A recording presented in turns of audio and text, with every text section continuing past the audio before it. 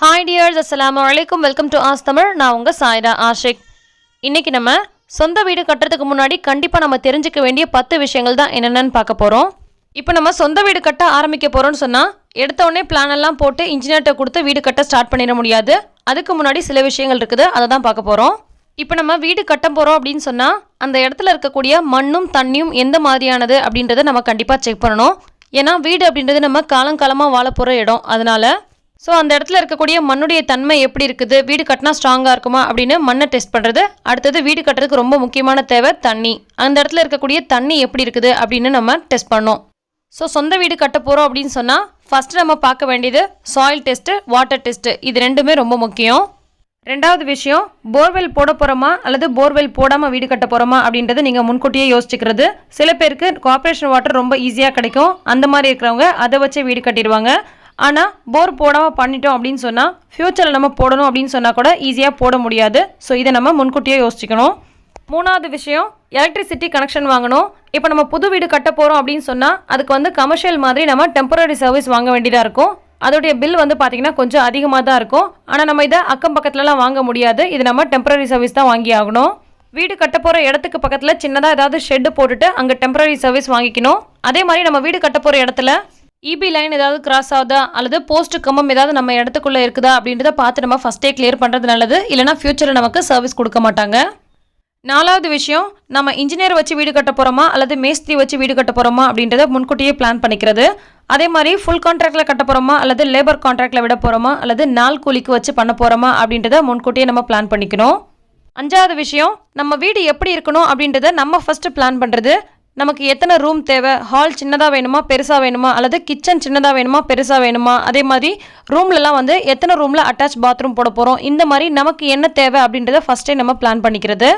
இந்த விஷயங்களை நம்மளே ஃபஸ்ட் நோட் பண்ணி வச்சா மட்டும்தான் இன்ஜினியர்ட்டையோ அல்லது மேஸ்திரிட்டையோ வீடு கட்டும்பொழுது நமக்கு இப்படி வேணும் அப்படின்றத நம்மளால் எக்ஸ்பிளைன் பண்ணி சொல்ல முடியும். ஆறாவது விஷயம், எவ்வளோ பட்ஜெட்டில் நம்ம வீடு கட்ட போகிறோம் அப்படின்றத முன்கூட்டியே யோசிக்கிறது ரொம்ப ரொம்ப முக்கியமானது. ஏன்னா நம்ம எந்த அளவுக்கு பட்ஜெட் நம்ம அதை போட போகிறோமோ அதுக்கு தகுந்த மாதிரி தான் நம்மளுக்கு எப்படி வசதியாக வேணும் அப்படின்றத நம்ம யோசிக்க முடியும். ஒருவேளை நமக்கு வீடு கட்டும் போது பத்தலை அப்படின்னா நம்மளால் எவ்வளோ ரெடி பண்ண முடியும் அப்படின்றதையும் நம்ம முன்கூட்டியே யோசிச்சுக்கிட்டு தான் நம்ம வீட்டோடைய பிளான் எப்படி பண்ணுறது அப்படின்றத யோசிக்க முடியும். ஏழாவது விஷயம், வீட்டோட சைடில் முன்னாடி பின்னாடிலாம் நமக்கு எந்த அளவுக்கு இடம் தேவை, இடம் விட்டு கட்டணுமா வேணாமா அப்படின்றத முன்கூட்டியே யோசிக்கிறது ரொம்ப நல்லது. சில பேர் ஃபுல்லாகவே இடம் ஃபுல்லாக அடைச்சி கட்டிடுவாங்க. அதுக்கப்புறம் நமக்கு ஒரு காத்தோட்டம் இல்லாத, ஒரு வெளிச்சம் இல்லாத மாதிரி இருக்கும். அதனால் எந்தெந்த இடத்துல ஜன்னல் வரும், எந்தெந்த இடத்துல நம்ம கண்டிப்பாக இடம் விட்டு கட்டணும் அப்படின்றத முன்கூட்டியே யோசிக்கிறது ரொம்பவே நல்லது. எட்டாவது விஷயம், கீழே மட்டும் நம்ம வீடு கட்ட போகிறோமா அல்லது மேலேயும் கட்ட போகிறோமா, அல்லது இப்போ நம்ம மேலே கட்டலை ஃப்யூச்சரில் கட்டுவோமா அப்படின்றத இப்போவே நம்ம கட்ட ஆரம்பிக்கிறதுக்கு முன்னாடி கண்டிப்பாக யோசிக்கணும். இல்லைனா நம்ம கீழே இருக்கிறதுக்கு மட்டும் இப்போ நம்ம கட்டிப்போம், ஆனால் ஃப்யூச்சரில் நம்மகிட்ட பணம் வருது கட்டுறோம் அப்படின்னு வரும்பொழுது நிறைய விஷயங்களை இடிக்க வேண்டியிருக்கும். அப்போ நமக்கு தேவையில்லாத செலவுகள் நிறைய ஆகும். அதே மாதிரி வீட்டுக்குள்ளே ஸ்டெப்ஸ் வச்சு கட்டணுமா அல்லது வீட்டுக்கு வெளியில் ஸ்டேர்கேஸ் வச்சு கட்டணுமா அப்படின்றத முன்கூட்டியே 1க்கு 4 முறை யோசிச்சுக்கோங்க. சில பேர் வீட்டுக்குள்ளே வச்சு கட்டிட்டு அதுக்கப்புறமா நம்ம கமர்ஷியல் பர்பஸ்க்கு வெளியில் வைக்கலாம் அப்படின்னு மாதிரி பிளான் பண்ணுவாங்க. அந்த மாதிரி வரும்போது ஒரு அமைப்பே இல்லாத மாதிரி ஆகிடும் வீடு. 9வது விஷயம், நம்ம வீட்டுக்கு என்ன மாதிரியான பொருட்கள் போடுவோம் அப்படின்றத முன்கூட்டியே யோசிக்கிறது ரொம்ப நல்லது.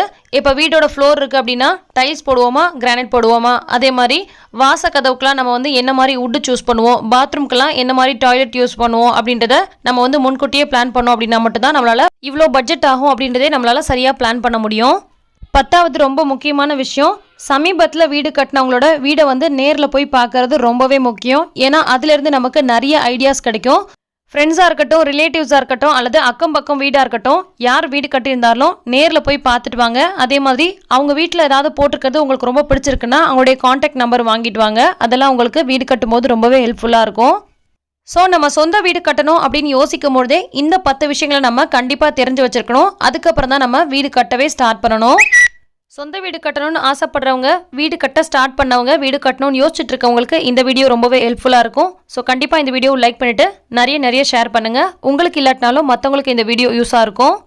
வீடு கட்டுறது சம்மந்தமாக எனக்கு தெரிஞ்ச விஷயங்களை நான் அனலைஸ் பண்ணி நான் எக்ஸ்பீரியன்ஸ் பண்ண விஷயங்களை தனித்தனி எபிசோட்ஸாக வரக்கூடிய வீடியோஸில் நான் போஸ்ட் பண்ணுவேன். கண்டிப்பாக அதெல்லாம் நீங்கள் மிஸ் பண்ணாமல் பார்க்கணும் அப்படின்னு சொன்னால் சப்ஸ்கிரைப் பண்ணி வச்சுக்கோங்க. பக்கத்தில் இருக்கக்கூடிய பெல் ஐகானை கிளிக் பண்ணி ஆல்ன்றதை ப்ரெஸ் பண்ணி வச்சுக்கோங்க. இந்த வீடியோ பிடிச்சிருந்தா கண்டிப்பாக லைக் பண்ணி ஷேர் பண்ணுங்கள். எல்லா புகழும் இறைவனுக்கே. நன்றி.